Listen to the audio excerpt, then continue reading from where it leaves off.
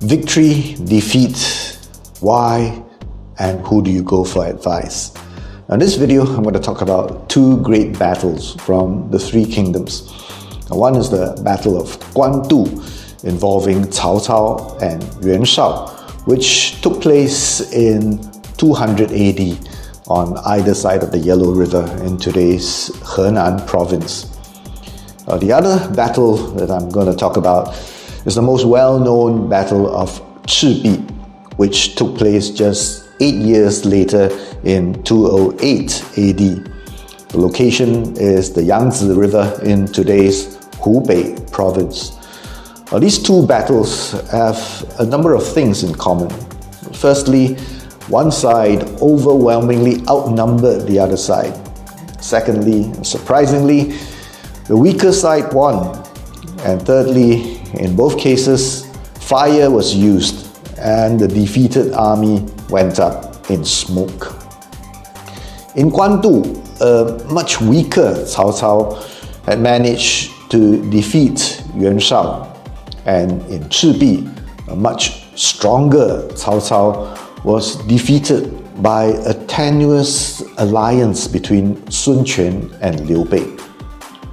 If a student were asked to write an essay on these unlikely outcomes, the one who comes up with the most number of reasons will almost certainly get the highest marks. We don't need to pay a guru for a detailed analysis of what we did wrong.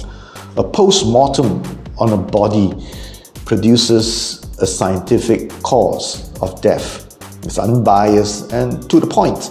But if you were to perform a post-mortem on someone's failure, you can literally come up with an infinite number of reasons and causes, especially when the beaten person is also arrogant and opinionated. 我太了解他，他这个人的特点是什么呢？野心大，智慧少，态度凶，胆子小，刻薄猜忌，人缘不好。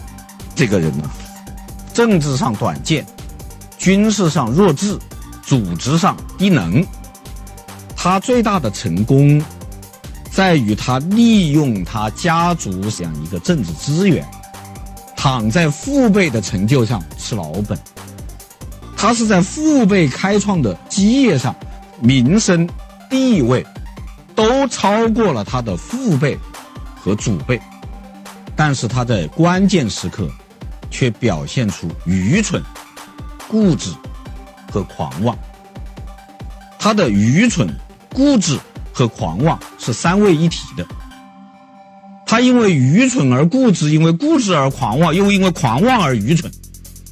他狂妄，所以他听不进别人的意见，所以他固执。因为他固执，他不能做出正确的判断，所以他愚蠢。因为他愚蠢，他不知道自己的分量，因此他狂妄。归根结底是为人的失败，做人的失败，性格的失败。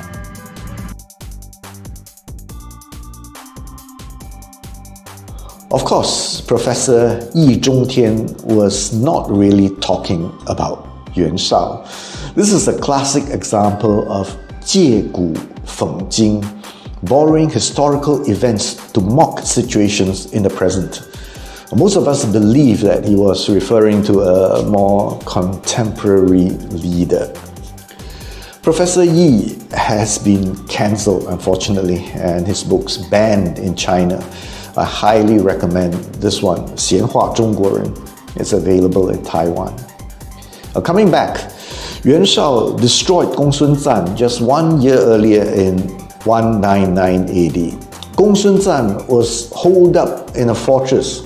Yuan Shao dug tunnels under the walls and set fire underground to undermine the foundations of the fortress. The walls collapsed and Yuan Shao went in for the kill.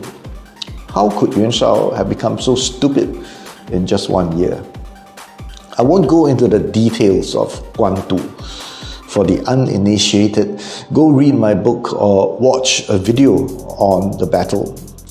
Again, Yuan Shao was no fool, but he missed a golden opportunity to launch a full-scale invasion on Cao Cao's territory when the latter formed an alliance with Liu Bei to fight Lü Bu in Xuzhou. That is the first contributing factor for his failure. By the time Yuan Shao decided to attack, Cao Cao was not only back from Xuzhou, but was hosting the Emperor Han Xiandi at Xudu. Yuan Shao might accuse Cao Cao of 挟天子以令诸侯, to hold the emperor hostage and command dukes in his name, but Cao Cao argued that it was merely 奉天子以令不臣, to rein in wayward subjects under orders of the emperor.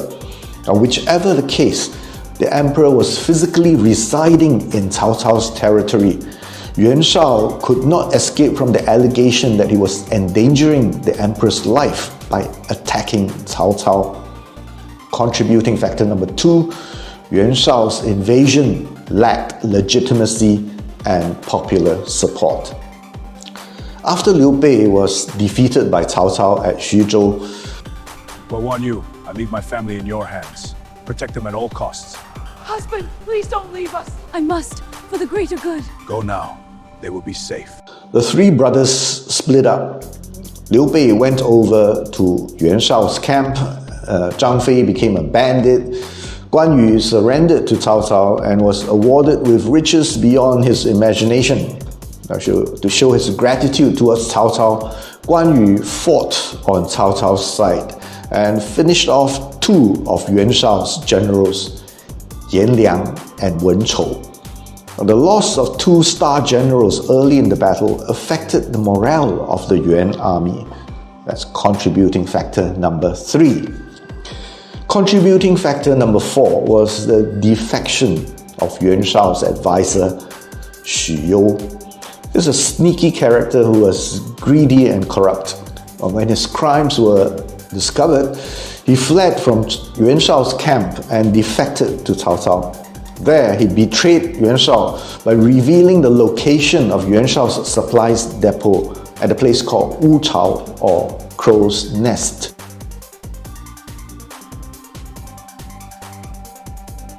Down to his last few sacks of rice and on the brink of defeat, Cao Cao focused what remained of his forces on the attack of Wu Chao. Yuan Shao's supplies depot was burned to the ground. Cao Cao only had 30,000 soldiers to feed. Yuan Shao had 100,000. The destruction of the supplies depot meant the total decimation of the Yuan army. Many of Yuan Shao's top generals like Zhang He surrendered. That was how Cao Cao won the battle at Guandu, despite being greatly outnumbered. Just 4 contributing factors. Moral of the story, you must always seize golden opportunities, work with legitimacy, cherish talented people, and expel the dishonest. If somebody tries to play coach or guru with you, giving you a long list of mistakes like a student trying to score points in an essay, think of Yuan Shao and focus on what would actually make a difference. Now for the battle at Chibi. This is probably the most intriguing, iconic, and remembered chapter in the Three Kingdoms. But as you may know, 三国演义 is a historical romance, and the bulk of it is fictional. As in all popular fiction, there must be a very clear-cut good and bad, right and wrong. Cao Cao is portrayed as the evil, arrogant, and foolish guy, so he lost. But this episode occurred just 8 years after Guandu. How did Cao Cao lose this battle in spite of his experience, his consecutive victories, and numerical superiority this time? Again, you can ask a student to write an essay on why Cao Cao lost the battle at Chibi. And to score for that question, he would have to milk his imagination for an endless list of reasons. Now, the movies and TV series paint Chibi to be a devastating loss, defeat for Cao Cao. A loss which should have ended his career as a warlord. But the fact, however, remains that in spite of defeat in that battle, Cao Cao was still a powerful leader who managed to rule the most powerful kingdom among the three kingdoms for more than a decade until his death. The three kingdoms tell us about how Cao Cao foolishly followed Pang Tong's advice and chained his warships together to manage his soldiers' motion sickness. And Huang Gai later setting his entire fleet on fire with his kamikaze boats. What a story, except that not much of it is true. Actually, the main reason for Cao Cao's defeat was an epidemic spreading wildly within his ranks. Despite Luo Guanzhong's suspense and drama about the miraculous arrival of the easterly wind and an inferno on the river, Cao Cao's defeat was nowhere as humiliating as the popular narrative. The majority of his casualties were sick soldiers. He made the very wise decision to withdraw on land and to prevent Sun Quan from helping himself to his ships for free. He set them on fire before his departure. Patient readers who read the Three Kingdoms all the way to the end should notice this contradiction if they get to the part on Sun Quan's attempts to capture Hefei. Cao Cao wrote him a disingenuously polite letter recounting what happened at Chibi and how unlucky he was in that battle. To rationalize his defeat, author Luo Guanzhong had to bring in a host of characters to make Cao Cao look stupid. It wasn't just motion sickness that was ailing his soldiers. A deadly epidemic was the real cause for Cao Cao's defeat. Small forces can be nimble. Size can make a large force vulnerable, as in Yuan Shao and Cao Cao's case. Moral of the story, keep your team small, get everyone vaccinated, and practice good hygiene. Cao Cao had everything going for him at Chibi. Yes, he was arrogant and rambunctious, but in this particular episode, it was just down to bad luck, really. They didn't have vaccinations back then. Nowadays, it's quite common to see people anonymously asking for advice on social media for all kinds of problems. It's not necessarily a bad idea after facing setbacks, but too much advice can be as bad advice. For all you know, it could be a student playing guru out there. Cao Cao ruled his kingdom after Chibi without doing anything different. He knew that there was nothing fundamentally wrong with his strategy and his approach, and he was able to put the unfortunate episode behind him. The Wei kingdom grew from strength to strength with Cao Cao at the helm.